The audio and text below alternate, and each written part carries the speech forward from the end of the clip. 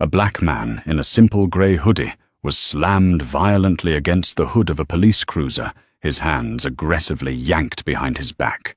The two smirking officers thought they had just bagged another easy target in an affluent neighborhood. They had no idea they had just handcuffed their brand-new boss. The city of Belmont, Pennsylvania, was a ticking time bomb. For over a decade, the Belmont Police Department had been rotting from the inside out. Under the disastrous tenure of former Chief Thomas O'Grady, the department had become infamous for corruption, excessive force, and a deeply entrenched culture of racial profiling. The Department of Justice was circling, threatening to slap the city with a federal consent decree. Desperate to save his city's reputation and his own political career, Mayor Richard Caldwell made a bold, highly classified move. He fired O'Grady and quietly recruited an outsider to clean house. Enter Arthur Pendleton. Arthur was a 52-year-old law enforcement legend. Born and raised in the gritty neighborhoods of Southside Chicago, he had spent 28 years in the trenches, eventually rising to deputy commissioner in one of the toughest districts in the country. He held a law degree from Georgetown, possessed a tactical mind that bordered on genius, and carried a reputation for possessing zero tolerance for dirty cops. He was a man built like a retired linebacker, broad-shouldered 6'2", with a stern, deeply lined face and graying hair at his temples that commanded instant respect. Arthur's official swearing-in ceremony was scheduled for a Monday morning press conference. Mayor Caldwell had kept the appointment a fiercely guarded secret, releasing no photos and no official statements to the press or the police union. He wanted Arthur's arrival to be a shock to the system. But Arthur, a man who believed you could never truly understand a city from behind a mahogany desk, decided to arrive in Belmont 3 days early. It was a crisp Saturday morning in October. Arthur, staying at the Oakwood Corporate Suites on the north side of the city, woke up at 5:30 a.m., just as the sun began to peek over the horizon. He laced up his running shoes, pulled on a pair of standard grey sweatpants, and threw on a faded navy blue Penn State hoodie. He didn't carry his badge, his service weapon, or his wallet. He simply grabbed his hotel keycard and his phone. He wanted to feel the pavement of his new city, to see its streets before the political theatre of Monday morning began. His route took him out of the commercial district and into the affluent neighborhood of Whispering Pines. It was a manicured, sprawling suburb filled with colonial-style mansions, perfectly trimmed hedges, and luxury SUVs parked in sweeping driveways. It was quiet, peaceful, until the distinct low hum of a Ford Interceptor's engine broke the morning silence. Cruiser 27, belonging to the Belmont Police Department's 4th Precinct, was on routine patrol. Behind the wheel sat Officer Bradley Hayes, an 8-year veteran of the force. Hayes was the exact type of cop that had drawn the DOJ's scrutiny to Belmont, arrogant, quick-tempered, and deeply prejudiced. He viewed the badge not as a shield to protect the public, but as a crown that made him untouchable. Riding shotgun was Officer Mitchell Carson, a 22-year-old rookie fresh out of the academy who was quickly learning that surviving in the 4th Precinct meant keeping your mouth shut and following Hayes's lead, right or wrong.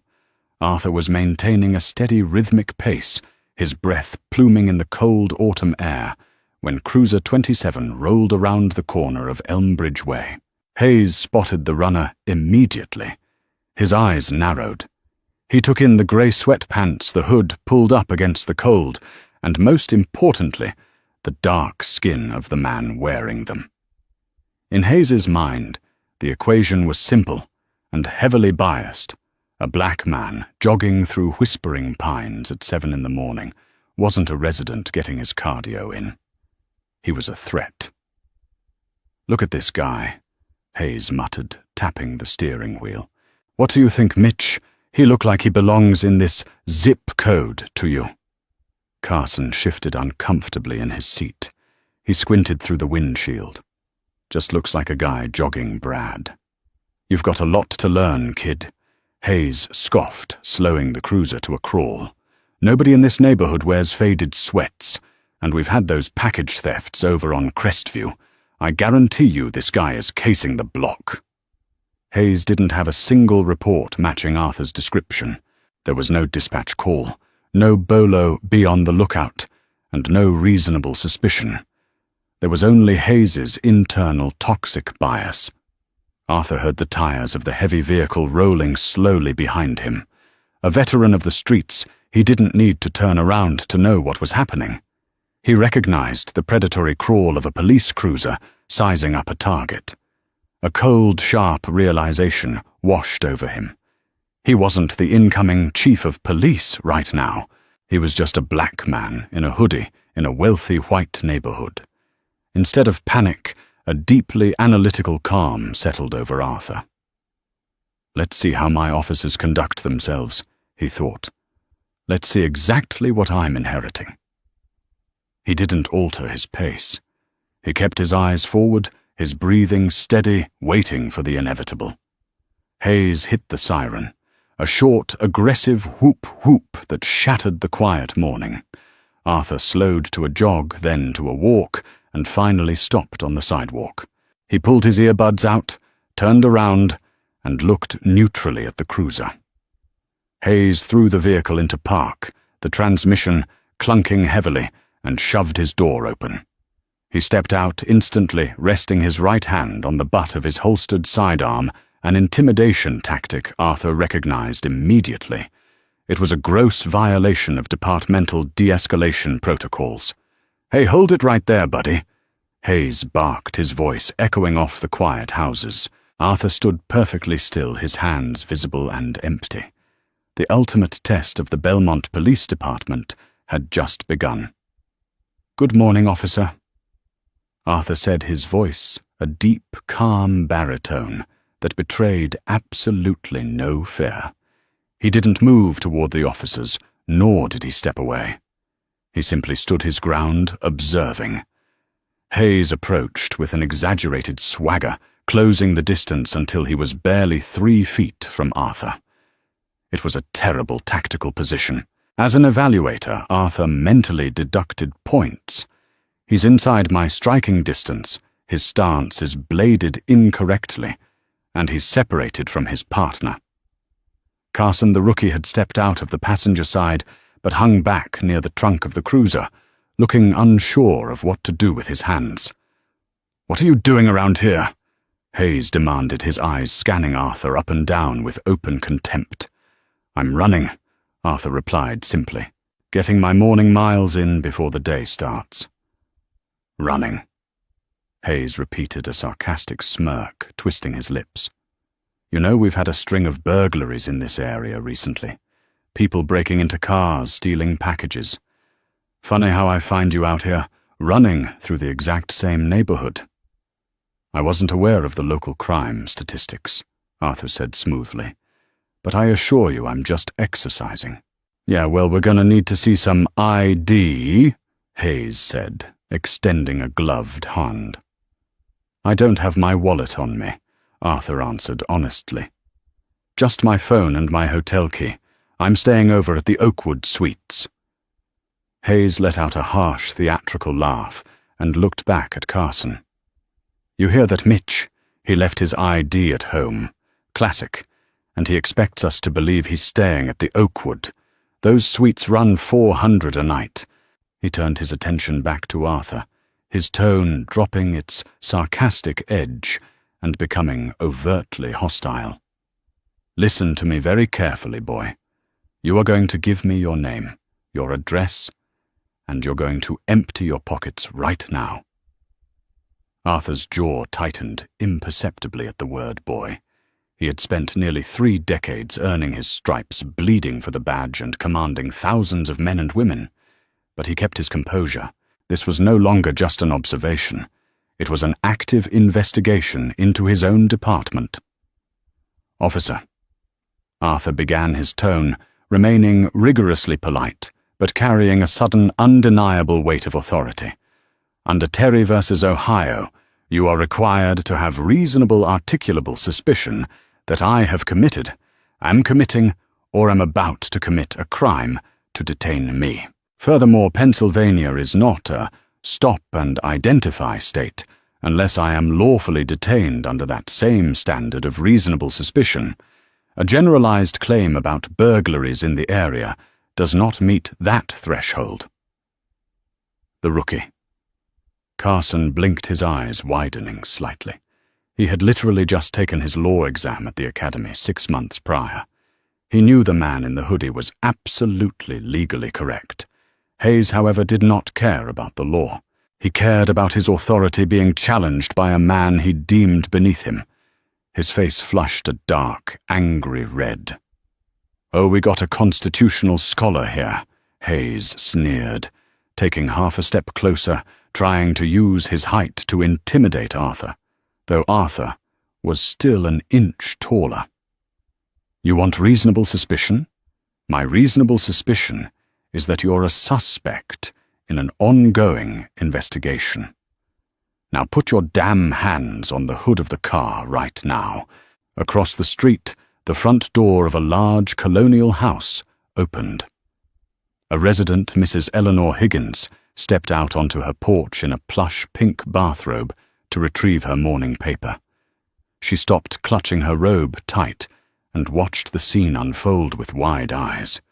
Hayes noticed the audience, and his chest puffed out further. He was playing the hero for the neighborhood. "Officer, I am giving you a lawful warning," Arthur said, his voice dropping an octave, losing the polite civilian cadence and adopting the hard, unyielding tone of a commanding officer.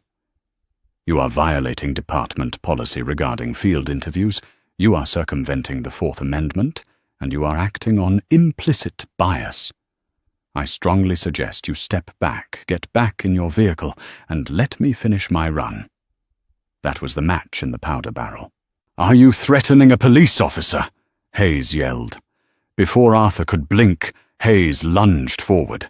He grabbed the front of Arthur's Penn State hoodie, twisting the fabric into his fist, and violently shoved the 52-year-old man backward. Arthur's combat reflexes, honed from years on the gang task force, instantly fled to life. His muscles tensed, and his center of gravity dropped. It would have taken him exactly 2 seconds to break Hayes's grip, sweep his leg, and put the arrogant officer face first into the concrete. But no, Arthur thought, forcing his muscles to relax. Let them hang themselves. Let them document their own demise. Arthur allowed himself to be manhandled. Hayes spun him around roughly and slammed him chest first onto the cold, hard steel of the cruiser's hood. The impact knocked the wind out of Arthur for a split second. "Grab his other arm, Mitch," Hayes barked. Carson hesitated, rushing forward, but looking sick to his stomach.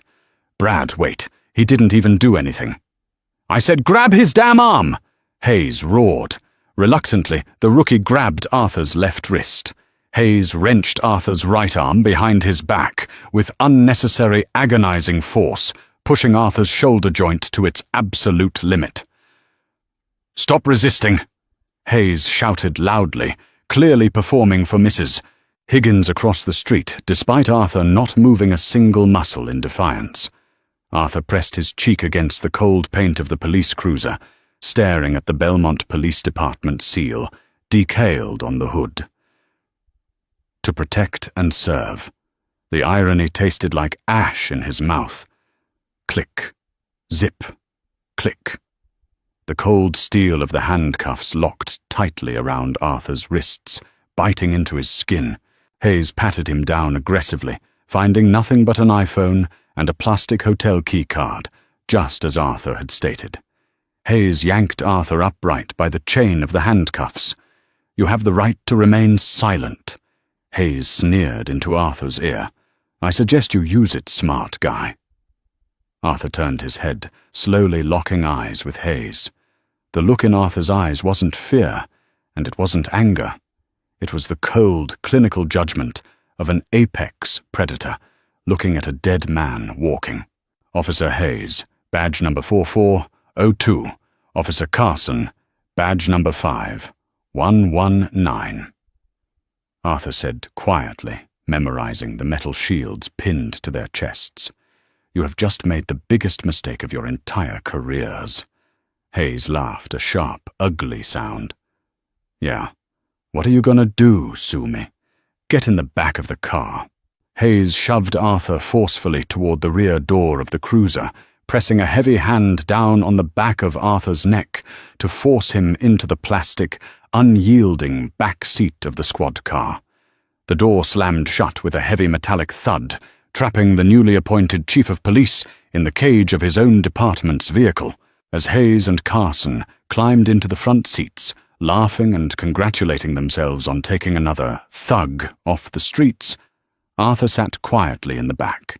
He adjusted his posture as best he could, with his hands bound behind him. He didn't say a word as the cruiser pulled away from the curb. He just stared at the back of Officer Hayes's head, mentally drafting the man's termination papers. Monday morning was going to be a bloodbath. The Belmont 4th Precinct was a crumbling monument to a bygone era. The air inside the station smelled of stale coffee, industrial floor wax, and decades of cynical apathy. Fluorescent lights flickered erratically, casting harsh shadows over the peeling green paint of the booking area.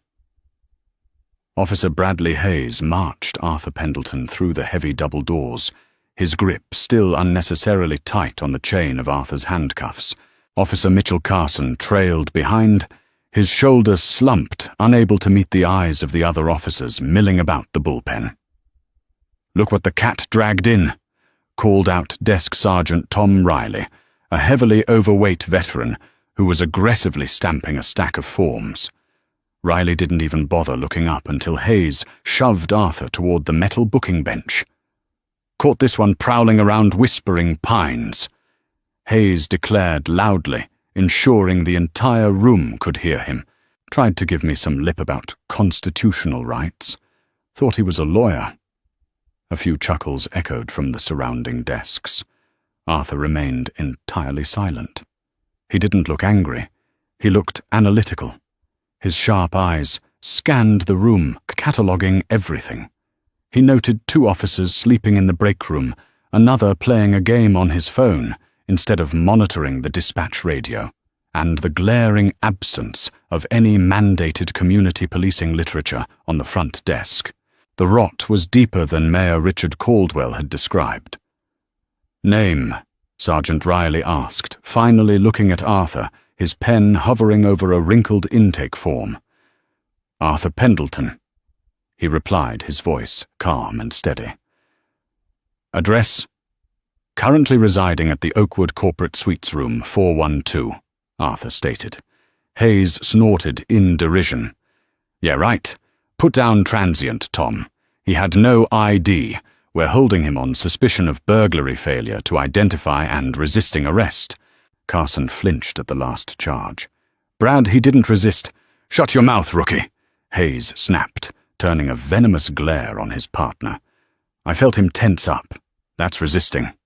Arthur filed that away, falsifying a police report, another nail in Hayes's coffin. "Empty his pockets," Riley ordered.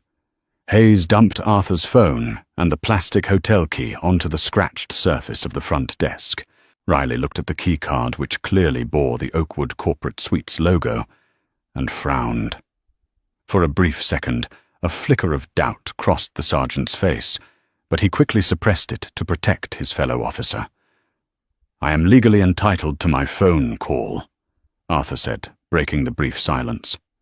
Riley gestured vaguely toward a heavy black landline phone bolted to the wall at the end of the booking desk.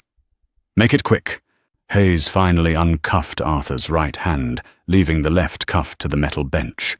Arthur rubbed his sore shoulder, feeling the deep ache where the joint had been hyperextended.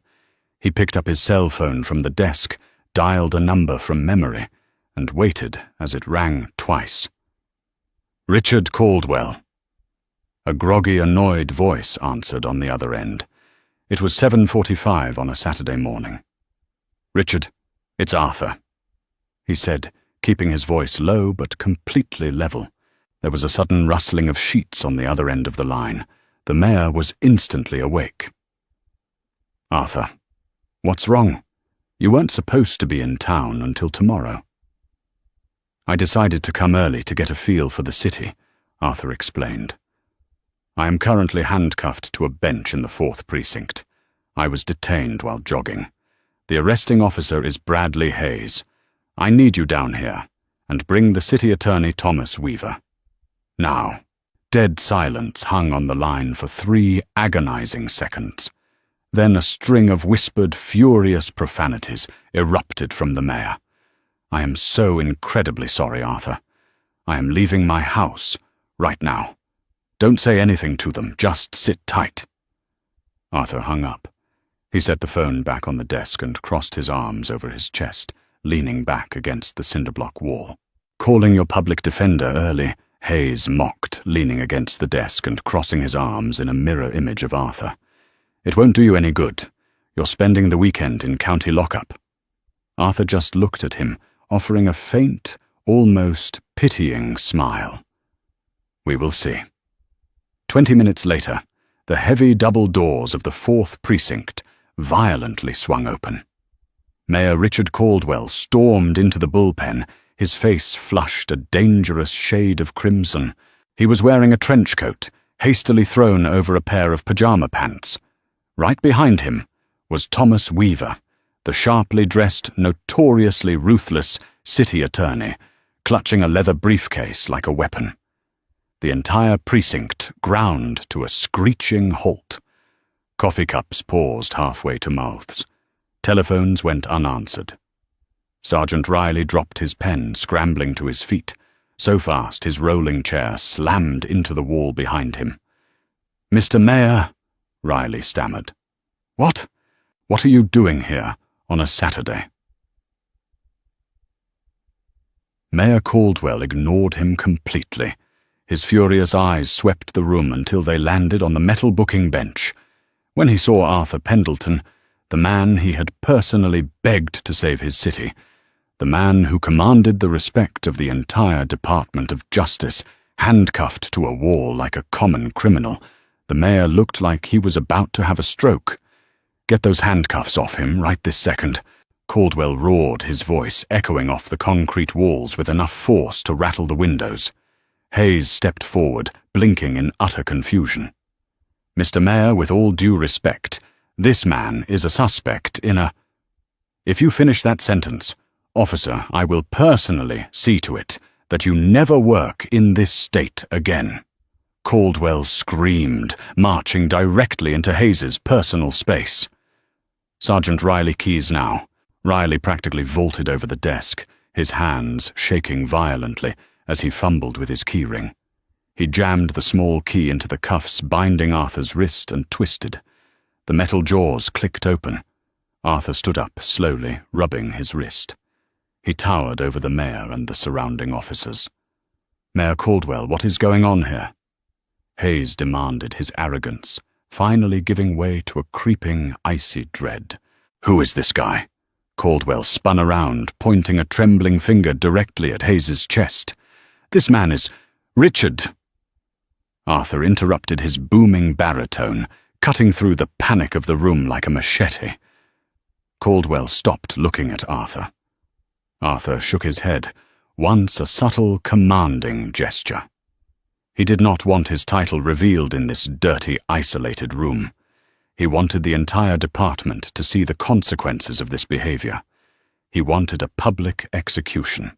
"I am a personal guest of the mayor," Arthur said, his eyes locking onto Hayes with a predatory intensity. "And I believe we are finished here for today." Caldwell swallowed hard, understanding the play. He turned back to Hayes and Riley, his voice shaking with suppressed rage. "You release him immediately. No charges, no paperwork. And I suggest you all pray for your pensions." Hayes stood frozen, the color draining from his face, as he watched the black man in the grey hoodie walk out of the precinct, flanked by the mayor and the city attorney. Carson, standing in the corner, looked like he was going to throw up. He knew they had crossed a line, but he had no idea just how catastrophic that line was. The atmosphere inside the Belmont Police Headquarters assembly room crackled with palpable anxiety. Monday morning had finally arrived. 300 officers, detectives, and command staff packed the rows, whispering furiously about the incoming Department of Justice investigation and the sudden ousting of their former leadership. In the third row, Officer Bradley Hayes sat with his arms crossed, sweating through his uniform collar, despite his desperate attempts to project arrogance. Beside him, Rookie Mitchell Carson stared blankly at his polished boots, a sickening knot of dread twisting in his gut ever since Saturday morning's highly questionable arrest. At exactly 9 a.m., Mayor Richard Caldwell stepped up to the podium. The vast auditorium fell into a suffocating, heavy silence. For too long, this department has operated under a cloud of controversy and fractured community trust. Caldwell announced, his voice echoing sharply off the acoustic panels. That ends today. It is my profound honor to introduce the man who will rebuild the Belmont Police Department. Please welcome your new Chief of Police, Arthur Pendleton. From behind the heavy velvet curtain, Arthur stepped into the glaring stage lights. He was no longer wearing a faded Penn State hoodie and sweatpants. He was clad in a pristine, tailored midnight blue Class A uniform. Brass buttons gleamed, and 4 shining gold stars were pinned perfectly to his crisp collar. In the third row, Hayes's heart completely stopped. The blood vanished from his face, leaving him a sickening shade of grey. His brain violently rejected the reality standing before him. Carson buried his face in his trembling hands, a silent gasp catching in his throat. Arthur approached the microphone. His posture was immovable, his presence radiating a terrifying, absolute authority. His sharp eyes scanned the sea of faces, cutting through the crowd, until they locked directly onto Bradley Hayes. 2 days ago, Chief Pendleton began his deep baritone, carrying a lethal, quiet calm. I arrived in this city early. I went for a morning run. I wanted to see exactly how the citizens of Belmont are treated by the men and women who wear this badge. The silence in the auditorium deepened. Not a single chair creaked. I was stopped without reasonable suspicion. Arthur continued, his voice steadily rising, vibrating with righteous fury. I was violently assaulted, unlawfully restrained, and falsely accused of resisting arrest. The officers who did this had no idea I was their incoming chief. And that is exactly the point. The Constitution does not care about your personal prejudices, and neither do I. Arthur extended a steady hand, pointing directly at the third row. Officer Bradley Hayes, stand up. Hayes's legs shook violently as he rose to his feet, thoroughly humiliated, beneath the glaring stares of 300 peers. Turn in your badge. You are terminated effective immediately, Arthur ordered. Captain Jenkins, take him. From the wings, the head of Internal Affairs stepped forward, flanked by 2 towering state troopers. The room watched in stunned silence as the troopers marched down the aisle, spun Hayes around, and snapped handcuffs onto his wrists. The distinct click-zip-click echoed through the massive hall, the exact same sound Arthur had endured just 48 hours prior.